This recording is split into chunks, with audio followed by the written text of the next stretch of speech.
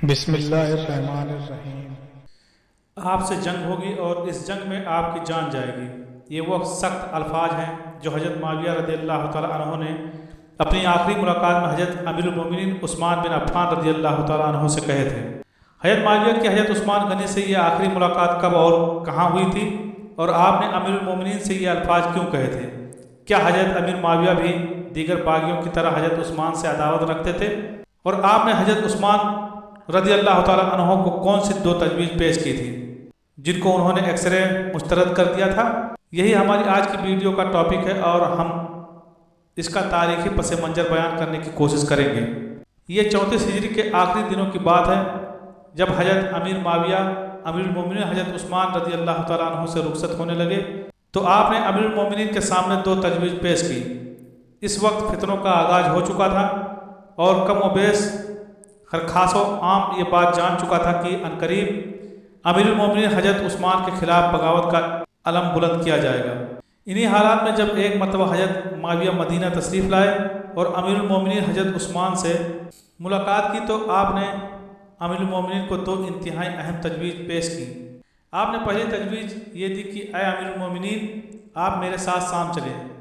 وہاں آپ کے لیے امن اور کامیابی ہے۔ حالات کے پیش نظر یہ تجویز نہایت مناسب تھی، مگر امیر المومنین حضرت عثمان نے اسے ایکسرے مسترد کر دیا اور رسول اللہ صلی اللہ تعالیٰ علیہ وسلم کی قربت چھوڑنا اور دارالہجرت سے نکل کر کسی اور گھر جانا آپ نے گوارا نہ کیا۔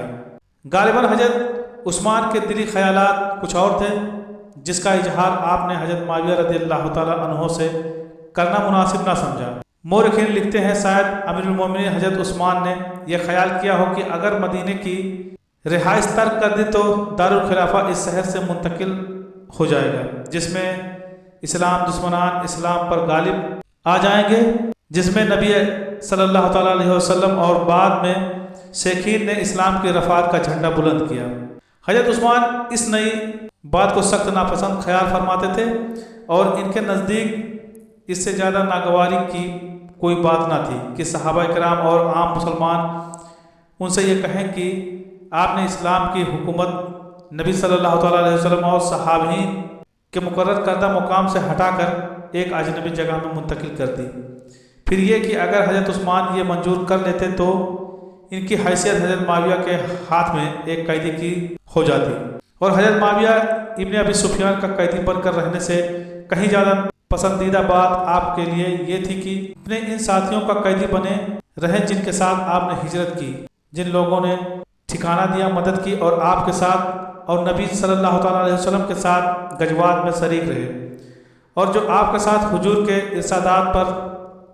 گوشے بر آواز تھے۔ اگرچہ حضرت معاویہ رضی اللہ تعالیٰ عنہ کی آپ سے رشتہ داری تھی اور ان کے ساتھ رہنے میں سلامتی تھی اور عزت و شوکت بھی تھی۔ دوسری تجویز جو حضرت معاویہ نے امیر المومنین حضرت عثمان کے سامنے پیش کی وہ یہ تھی کہ میں شامی فوج کا ایک دستہ یہاں بھیج دیتا ہوں جو مدینے میں رہ کر آپ پر ہونے والی زیادتیوں کی مدافعت کرے گا۔ حضرت معاویہ کی یہ تجویز دیکھا جائے تو پہلے کی نسبت زیادہ مناسب تھی، مگر امیر المومنین حضرت عثمان نے اس تجویز کو بھی مسترد کر دیا اور فرمایا میں رسول اللہ صلی اللہ تعالیٰ علیہ وسلم کے صحابہ کو فوجیوں کے پڑوس سے تنگ نہیں کرنا چاہتا، یعنی آپ نے مدینہ کو شامی فوجیوں کے حوالے کرنے سے صاف انکار کر دیا۔ آپ نے یہ فرما کر تجویز مسترد کر دی لیکن زیادہ تفصیلات حضرت معاویہ سے بیان نہ کیے۔ آپ غالباً یہ خیال کر رہے تھے کہ ایسا کرنے سے لوگ آپ کو حضرت صلی اللہ تعالیٰ علیہ وسلم اور صحابین کی راہ سے ہٹا ہوا کہیں گے۔ آپ نہیں چاہتے تھے کہ قوت اور غلبے کی بنا پر اپنی حکومت منوائیں اور مدینہ منورہ کو حضرت معاویہ کے مجوزہ تسلط کا محکوم بنائیں، اور یہ سب کر کے اسلام میں اس المناک حادثے کا سبب بنے کہ مہاجرین انصار مسجد نبی اور مدینہ منورہ سب کے سب حضرت معاویہ کی بھیجی ہوئی شامی فوج کے آگے سرگوں ہو جائیں۔ پھر فوج بھی ایسی جس نے نہ رسول اللہ صلی اللہ علیہ وسلم کو دیکھا اور نہ حضور سے کچھ سنا، صاحبان کی صحبت اختیار کی اور نہ ہی اس سے کوئی تعلیمات حاصل کی، حضرت عثمان نہیں چاہتے تھے کہ وہ ایسے مسلمان بنے کہ جو خلافت کو سلطنت بنا دیں اور خلافت کی رحمت اور چشم پوشی کو سلطنت کے قہر اور خوف میں تبدیل کر دیں، اور اگر آپ یہ منظور کر لیتے تو ایک جابر اور ڈکٹیٹر ہوتے جو فوج کے بلبوتے پر نبی صلی اللہ تعالیٰ علیہ وسلم کے صحابہ پر حکومت کرتے، یا ایسی فوج جو آپ کے حامیوں کی حمایت کرتی۔ آپ گھر میں ہوتے تو گھر کی حفاظت کرتی، اور جب آپ گھر سے نکلتے تو آپ کو اپنی حفاظت میں رکھتی، مدینے کے راستوں پر چلتے ہوئے آپ کی نگرانی کرتی، اور پھر جب آپ خطبے کے لیے کھڑے ہوتے تو ہر طرف سے آپ کو اپنے احاطے میں رکھتی۔ بھلا ان تمام باتوں کا حضور نبی کریم صلی اللہ تعالی وسلم کی سیرت مقدسہ سے اور سیخیر کی سیرت سے کیا جوڑ؟ حضرت عثمان تو وہ تھے کہ جو مدینہ کی گلیوں میں اکیلے بلا کسی حفاظت کے چلتے تھے، اپنے لوگوں پر گزرتے تو ان سے کچھ فرماتے، کچھ ان سے سنتے، مسجد میں آرام فرماتے، چادر میں لپٹے ہوئے چادر ہی کا تکیہ بنا لیتے،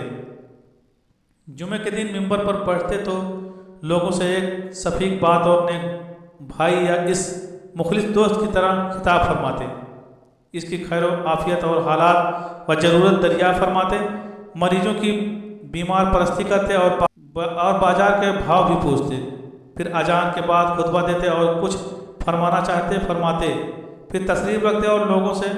خیریت مجاز اور ان کی ضروریات اور بازار کے حالات دریافت کرتے، اور جب دوسری اذان ہو جاتی نماز پڑھاتے۔ ان تمام حالات کے پیش نظر یہ کیسے ہو سکتا تھا کہ آپ یہ سب کچھ چھوڑ کر شام چلے جاتے، نہ ممبر نبی پر خطبہ دے سکتے اور نہ ہی مسجد نبی میں نماز پڑھ سکتے؟ اور کیا حال ہوتا آپ کا اگر مدینہ میں ایسی حالات میں قیام گوار کرتے کہ اسلامی فوج آپ کو اپنے گھیرے میں لیے ہوئے ہوتی اور اس سے بچاتی ہوئی آپ کے ساتھ اور حضور نبی کریم صلی اللہ تعالیٰ علیہ وسلم کے ساتھ تمام جنگوں اور غزوات میں شریک رہے۔ بس حضرت عثمان رضی اللہ تعالیٰ عنہ کے لیے یہ ممکن نہ تھا کہ وہ حضرت معاویہ کی درخواست منظور فرما لیں اور مدینہ چھوڑ دیں یا شامی فوج کا مدینے میں قیام گوار کر لیتے۔ چنانچہ آپ نے حضرت معاویہ رضی اللہ تعالیٰ عنہ کو ایک سرے سے انکار کر فرما دیا، تو آپ کے انکار پر حضرت معاویہ نے کہا تو پھر آپ سے جنگ ہوگی اور آپ کی جان جائے گی۔ اس کے جواب میں آپ نے فرمایا حسبنا اللہ و نعم الوکیل۔ یہ جواب سننے کے بعد